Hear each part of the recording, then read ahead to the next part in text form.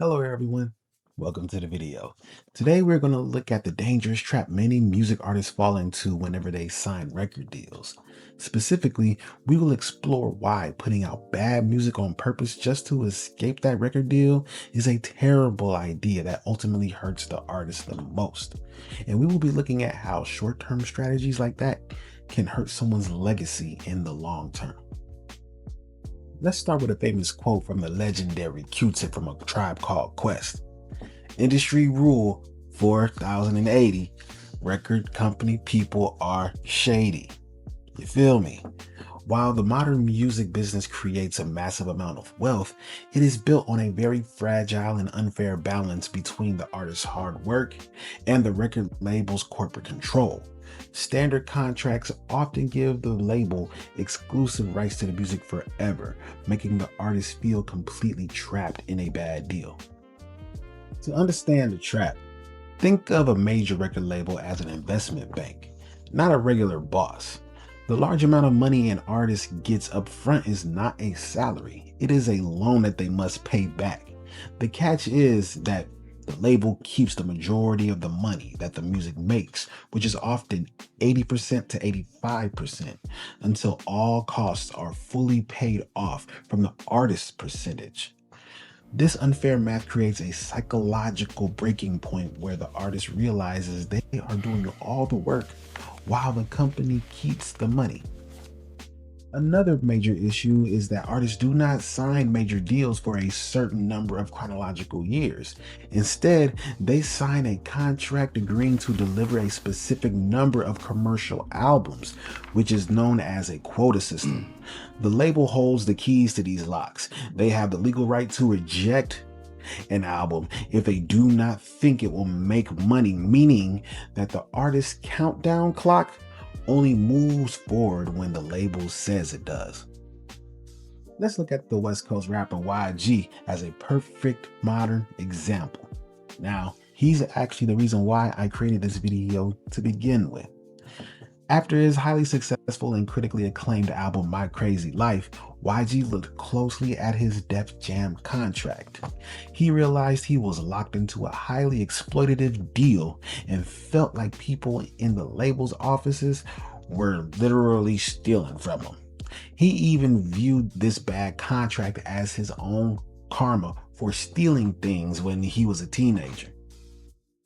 To fight back against Def Jam, YG made a strategic move to stop giving the label his absolute best work. Instead of taking his time to carefully create great music, he turned his career into a fast assembly line, rushing out new albums every 9 months. His only goal was to hit his album Quota and get out of the deal as fast as possible.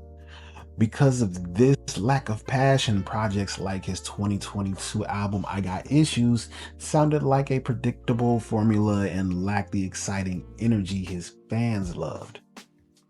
And during this time, fellow rapper Kendrick Lamar heard what YG was doing and stepped in with some crucial advice.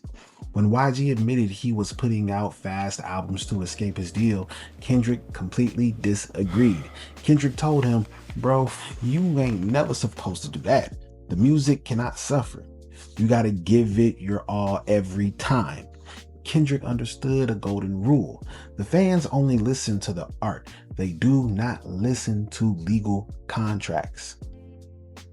And why was Kendrick Lamar right? Because an artist's entire career runs on consumer trust. Fans invest their time and money because they expect a high standard of quality. When an artist drops a low-effort album to protest their label, the fans do not think about the legal disputes behind the scenes. They simply think the artist is losing their talent. Once you shatter that trust with a bad album, it takes a massive amount of hard work to win the audience back. Today, streaming apps like Spotify, Apple Music, even YouTube punish bad music very quickly. The computer programs or algorithms do not know you are protesting a contract. They only see that people are skipping your songs. If listeners stop playing a new, rushed album, the AI learns to stop recommending the artist entirely. This creates a death spiral where the artist's entire catalog gets punished permanently, hurting their brand. This damage easily spills over into the real world. If a music critic gives an album a terrible review, the artist's overall reputation drops. This causes a domino effect. Booking agents lose their power to negotiate good tours, music festivals drop the artist lower on the poster, and big corporate brands run away. In the end, releasing a bad album directly ruins the money an artist can make on tour and selling merchandise. Here is the ultimate paradox. Artists rush bad albums so they can become independent and demand more money on the market, right? But by releasing terrible music right before they leave the label, they destroy their own market value. Instead of entering the open market as a highly wanted premium superstar, they enter as damaged goods trying to prove they are still talented. They sabotage the exact thing they need to survive on their own. This tragic mistake has happened before. In the late 1980s, Big Daddy Kane was considered the top dog. He was considered the greatest rapper alive. And some would still argue, still the best to this day. But to fulfill his label contracts and chase mainstream hits, he changed his style away from sharp lyricism and leaned heavily into R&B. Albums like Taste of Chocolate were seen as uninspired and deeply disappointed his hardcore fans. By the time he had returned to his original hardcore style, his audience had already moved on, permanently destroying his momentum. Other artists have tried different tricks to get out of deals too. In 2006, rapper Mos Def delivered his album True Magic in a clear plastic case with absolutely no artwork or lyrics. It reused old beats and stalled his career for 3 years because his core fans felt insulted. Similarly, Lupe Fiasco released a low-effort, trap-heavy album called Droga's Light as a deliberate to his label Atlantic Records. While it got him out of his contract, it confused his casual listeners and left a permanent scar on his otherwise brilliant catalog. When examining extreme responses to label control, Prince's battle with Warner Brothers in the mid-1990s stands as a legendary example of brand sabotage. Furious that the label controlled his master recordings and dictated his release schedule to avoid market saturation, Prince waged open, hostile rebellion against the executives. He famously changed his name to an unpronounceable symbol, intentionally complicating the label's marketing efforts. Taking his protest directly to the public, he began appearing with the word slave written across his face to highlight his contractual captivity. This visual sabotage was a calculated strike designed to break the corporate machine that controlled his art. However, Prince's tactical strategy of dumping subpar material to fulfill his quota ultimately triggered the harsh reality of brand dilution. To expedite his exit, he rushed out albums like the 1996 project Chaos and Disorder, which was delivered with an explicit disclaimer stating it was released strictly to satisfy contractual obligations rather than just for artistic merit. By flooding the market with these uninspired releases, he inadvertently induced profound audience fatigue among his core fan base. The long-term commercial cost became clear when he finally released his massive independent project, Emancipation. The album sold 570,000 units in the US, which was a decline in sales from when he had released Purple Rain, which went on to sell millions and became multi-platinum, proving that intentionally compromising your output can permanently dilute your brand. Now, 570,000 units in sales for an independent artist is a win, but it could have been more had he stayed on course. But who knows? Maybe the label wouldn't have been willing to let him go if you didn't rebel. In the 80s, legendary rock artist Neil Young provided a surreal example of label retaliation after Geffen Records rejected his country-style album and demanded a commercially viable rock record. In an act of vindictive sarcasm to fulfill his contract, Young adopted a 1950s greaser persona, formed a retro band called the Shocking Pinks, and delivered a brief 25-minute album of rockabilly covers titled Everybody's Rockin'. Geffen's response to this deliberate stylistic left turn was entirely unprecedented in music history. The label sued Neil Young for $3 million in 1983, claiming his new recordings were unrepresentative and musically uncharacteristic. Young countersued for $21 million, asserting his contractual right to total creative control over his art.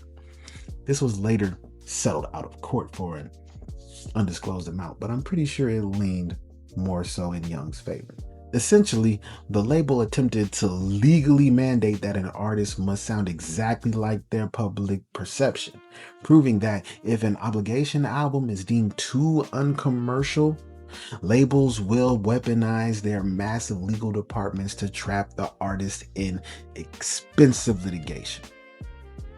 Record labels are not passive victims in these disputes. They possess sophisticated, legally binding mechanisms to trap artists who attempt to run out the clock. Country star Tim McGraw experienced this firsthand when Curb Records utilized a compilation trap against him. Against his explicit wishes, the label strategically released multiple greatest hits albums to artificially manipulate his contractual timeline. They argued that McGraw was legally obligated to wait a minimum of 18 months between the delivery of new albums, effectively using the unwanted compilations to extend the chronological length of his captivity.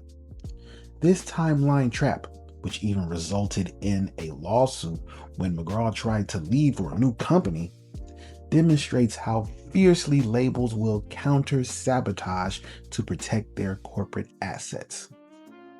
The only time a sabotage strategy ever truly worked was with the Rolling Stones in 1970. They owed their label one last song, so they recorded an acoustic track with lyrics so incredibly offensive and vulgar that no radio station could ever play it.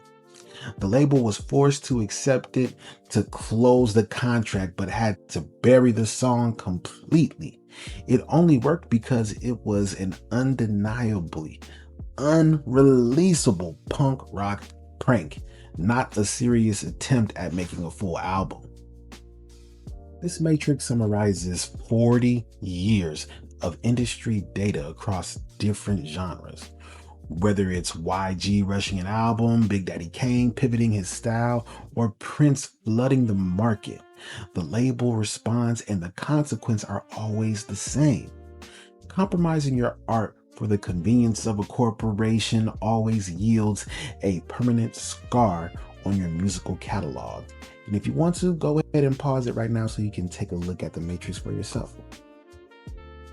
The most important lesson here is that record label deals are temporary, unless you sign in perpetuity, which is your own fault if you don't read.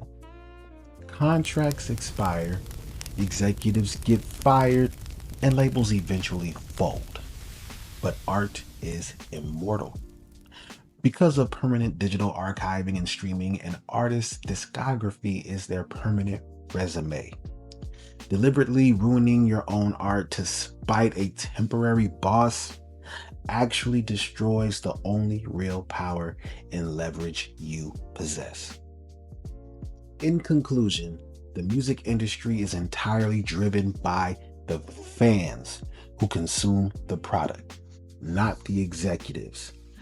The only sustainable way to truly beat an unfair contract and secure a long, successful career is to create undeniable, excellent art.